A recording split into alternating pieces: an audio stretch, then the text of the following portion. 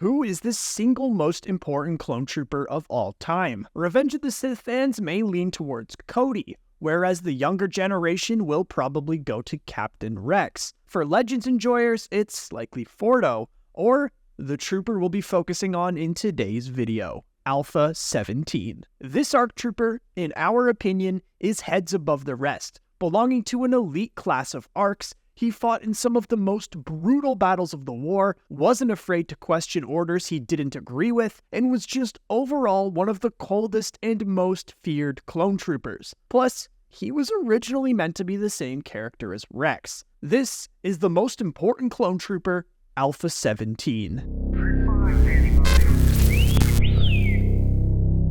Before we understand Alpha-17, let's talk about the Alpha class of ARC troopers. In Star Wars Legends, the very first ARC troopers were known as the Null class. At the direct request of Jango Fett, the Advanced Recon Commandos were developed to fulfill roles in the Grand Army of the Republic deemed too delicate for the standard unit. 12 of the Null class ARC troopers were created, with only half surviving the incubation process. The Nulls were quickly deemed too independent and unpredictable by the Kaminoans, and were scheduled for execution before being saved by the Mandalorian Kal Skirata, who saw to their martial and cultural training. After the failure of the Nulls in the eyes of the Kaminoans, the Alpha class ARC troopers were created. The Alpha ARCs were trained to be more obedient than their prototype brothers. 100 clones in all made up the Alpha class, and were personally trained by the clone template Jango Fett to be tough, inventive, and very dangerous fighters. After all, Fett in his own right was one of the most notorious Jedi killers of his time,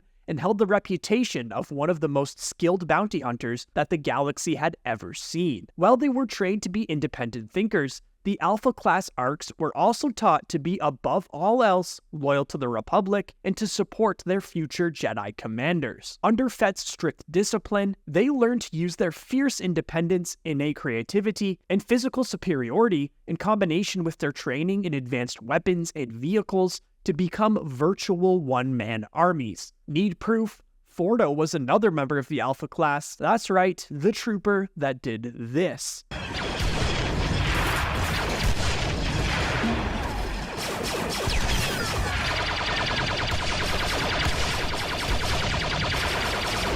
After completing their training, the Alpha class ARC troopers were locked in stasis on Kamino until the need for their level of skill arose. And that day eventually came, during the first Battle of Kamino, just 2 months after the Clone Wars began on Geonosis. As droid detachments closed in on Tipoca City, Prime Minister Lama Su activated the Alpha class ARCs and authorized their deployment to hotspots across Kamino in a last-ditch effort to save the planet's precious cloning facilities. The Alpha class ARCs first saved a group of young clones from battle droids, but when they thanked Alpha-17, he shrugged it off by remarking they could have saved themselves and told them to grab a weapon and get ready. This definitely inspired this less harsh moment in Clone Wars.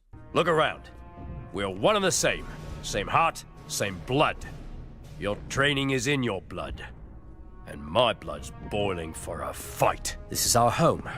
This is our war. During the fighting to push droids from Tipoca's central armory, Alpha-17 teamed up with Jedi Master Shaak Ti, Jedi Knight Obi-Wan Kenobi, and Kenobi's Padawan, Anakin Skywalker. The Chosen One quickly picked up on Alpha-17's personality, calling him rude for a clone, and Alpha-17 clapping back that he was complacent for someone on the losing side of a battle, remarking that he expected more of the Jedi. When the city's cloning labs became compromised, Alpha-17 quickly displayed his loyalty to Jango Fett by following one of his orders from training, rigging the lab to self-destruct. This would have killed the still developing clones, but also protected them from falling into Separatist hands. After Alpha-17 remarked they grow up loyal to the Republic, or they don't grow up at all, it became abundantly clear to the Jedi that they were not dealing with an average clone trooper. Shaak Ti wished there was another way, so Alpha-17 made a strategy for Obi-Wan and Anakin to collapse the transparent steel walls linking the facility, while Ti held back the ocean before they sealed the place off. Despite being the lowest ranking individual in the room, Alpha-17 didn't hesitate to order the Jedi around. When the plan worked and the attack was successfully repelled, Alpha-17 then aborted the detonation sequence, mentioning that he did it not for the Jedi, but for Jango. Kenobi and Skywalker were so impressed with Alpha-17's lethal effectiveness on Kamino that they took him along for a mission on Naboo's moon of Omadon, where contact with a colony of Gungans had been lost, as they'd been massacred by a bioweapon. Under Kenobi's orders, Alpha went with Anakin to find and destroy the bioweapon responsible for the colony's destruction before it could be let loose in Theed. It was then that Anakin, uncomfortable with simply calling him Clone, or by his designation A-17, named the trooper Alpha, fitting not only because he belonged to the Alpha class, but because he was the true Alpha Wolf of the entire GAR. Following the mission to Omadon, Alpha was once again chosen by Kenobi and Skywalker to accompany them on another important mission. This time, the three led the assault on Jabiim. This campaign quickly became the most devastating loss for the Republic, perhaps of the entire war. The initial days of the assault saw victory after victory for the Republic, but as the rain continued to pour, their assault vehicles became bogged down in the mud and became an easy target for the Jabiimi guerrillas. Perhaps the battle could have gone differently had they taken the approach suggested by Alpha. We could end this quickly if you'd only listened to my advice. We are not assassinating every surviving political leader on this planet.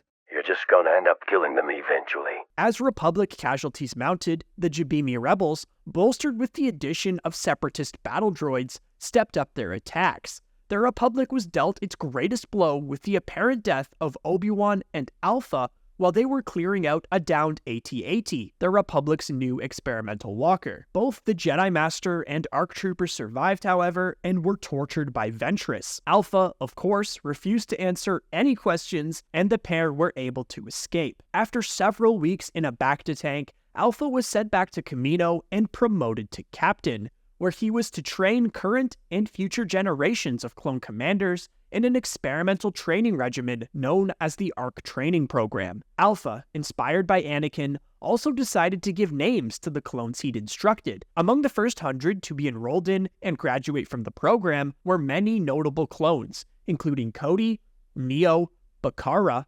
Rex, Bly, Gree, Faye, Wolf, Apo, Fox, Thyre, Oddball, and Keller. The ARC training program didn't mean an end to Alpha's service in the GAR, as he was chosen to accompany Senator Bail Organa on his tour of the Outer Rim sieges later in the war. When the intervention was commandeered by General Kenobi in order to lead the assault on Boz Pity, Alpha readied himself for yet another battle. During the fighting, Alpha was critically wounded by General Grievous, so much so that it was thought he would never walk again. As hostilities wound down, Alpha, along with the supposed corpse of Asajj Ventress, was loaded into a medical transport and sent back to Coruscant for treatment. En route, however, Ventress proved very much alive when she took control of the transport and ordered its pilots to take her into the unknown. As for Alpha, he was never seen again.